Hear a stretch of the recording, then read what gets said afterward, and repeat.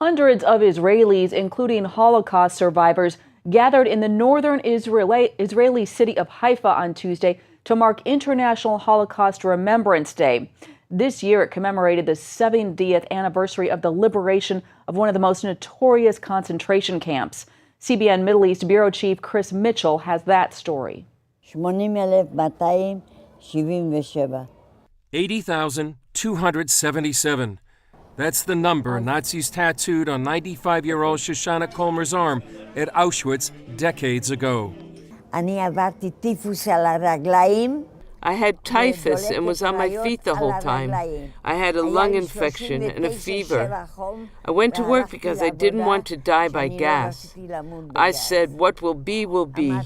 If I die here, I die. But I didn't want to die by gas. And thank God I stayed alive. Comer gathered with about 100 Auschwitz survivors in Haifa to commemorate the liberation of the camp, where she spent more than a year and a half. She remembers the day the Red Army came to set them free. A rabbi came, and he said, we are free, and we can go home. But who had a home? They killed all my family, my brother and sisters. At Auschwitz itself, some 3,000 people commemorated the 70th anniversary of the liberation of the extermination camp.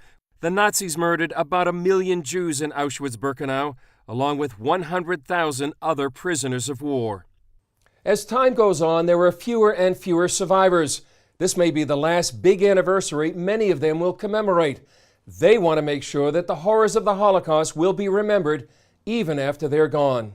Many of them, when we talk to them, their greatest fear is that people really won't believe what happened to them and that they'll forget. David Parsons, spokesman of the International Christian Embassy Jerusalem, spoke at the Haifa event. Christians need to help preserve this legacy. We need to fight anti-Semitism. We need to help the survivors that are still around us. We need to help Jews who are facing anti-Semitism, like in France and Ukraine and other places, to come home to Israel.